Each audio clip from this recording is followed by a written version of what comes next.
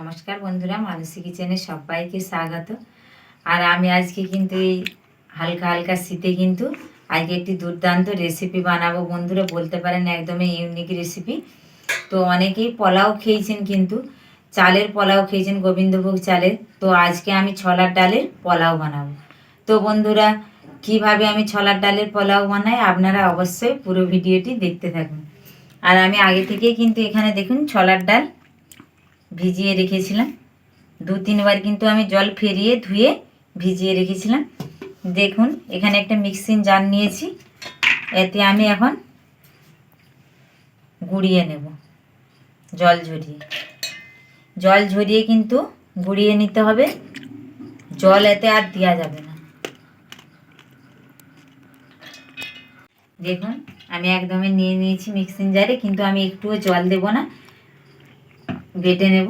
আর এই শীতকালে বন্ধুরা একটু মুখরোচক খাবার খেতে খুবই ভালো লাগে। শীতকালে চাই খাবেন, তাই হজম হয়ে যাবে। তো আমি কিভাবে বানাই, আর খুব বেশি কিন্তু উপকরণ দিয়েও আমি বানাবো না, অল্প উপকরণ দিয়ে টেস্টি পোলাও বানিয়ে দেখাবো। এখন আমি মিক্সিং জারে এগুলো বেটে নিচ্ছি। পোলাও বানাতে গেলে কিন্তু ঘিয়ের প্রয়োজন হয়, তাই আমি 1 চামচ ঘি দিয়ে দেব। আমি কড়াই আগে থেকে গরম করে বসিয়ে দিয়েছি গরম হতে। পোলাও কিন্তু ঘিয়ে টেস্ট আসে। দিয়ে দিলাম ঘি খুব ভালো করে গরম করে নেব। আমি ঘি খুব ভালো করে গরম করে নিয়েছি। দেখুন একদমই মিহি মিহি করে কুচিয়ে রেখেছিলাম নারকেল দিয়ে দেব ওই ঘিয়েতে। আমি এই যে মিক্সিতে একবার বেটে নিয়েছি, আর অন্য পাত্রে ঢেলে নিইনি, এখান থেকে আমি দিয়ে দেব। আর আমি কিন্তু খুব হালকা আঁচেই রেখেছি, কিন্তু দেখুন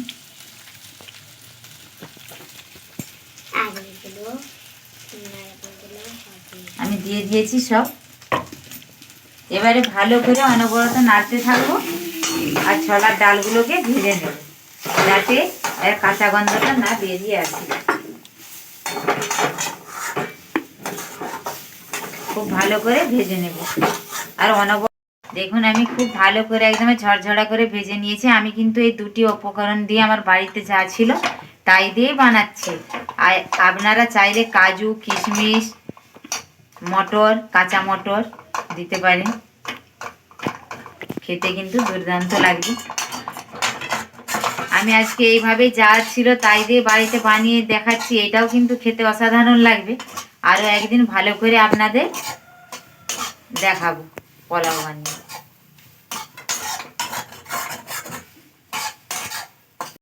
আমার একদম ভাজা হয়ে গেছে, এবারে নামিয়ে নেব। এখানেই কিন্তু পোলাও শেষ না, এখন অনেকটা বাকি আছে।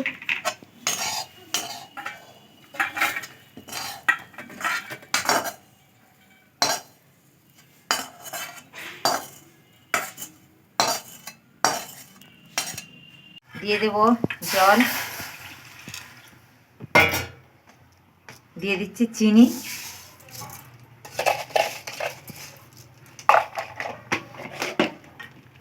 ভালো করে চিনি গলিয়ে নেব।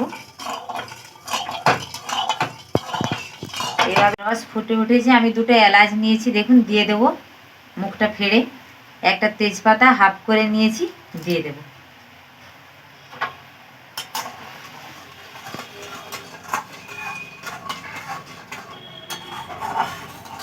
এলাচ আর তেজপাতা দেওয়ার পরে আর 1 মিনিটের মতো ফুটিয়ে নেব। রস খুব ভালো করে ফুটিয়ে নিয়েছি। বেটে ভেজে রাখা ছোলার ডালগুলো দিয়ে দেব।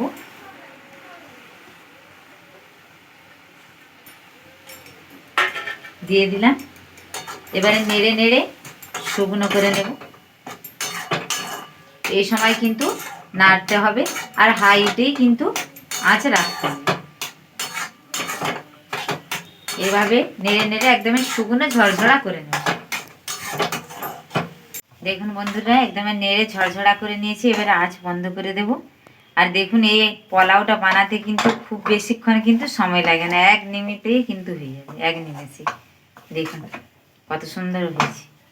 আমি কিন্তু না আবার সময় একটু ঘি দিলাম না, আপনারা চাইলে দিতে পারেন। আমাদের বাড়িতে খুব একটা ঘি পছন্দ করে না বলে খুব বেশি দিলাম না। দেখুন কত সুন্দর হয়ে গেছে। দেখুন এবার নামিয়ে একটা প্লেটে ঢেলে নেব। দেখুন বন্ধুরা কত সুন্দর হয়েছে ঝরঝরে। ঠান্ডা হয়ে গেলে আরও কিন্তু ঝরঝরে হয়ে যাবে। অনেকেই হয়তো ভাববেন এটা হালুয়া বানিয়েছে, কিন্তু হালুয়াটা এরকম বানালেও কিন্তু একটু অন্যরকম টাইপের হয়। কিন্তু দেখুন কত সুন্দর হয়েছে ছোলার ডালের পোলাও। আর খুব কম সময় লাগে, ভিজিয়ে রাখলেই হবে।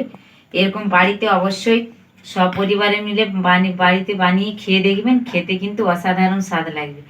আমার এই ছোলার ডালের পোলাও কেমন লাগলো অবশ্যই আপনারা কমেন্টের মাধ্যমে জানাবেন।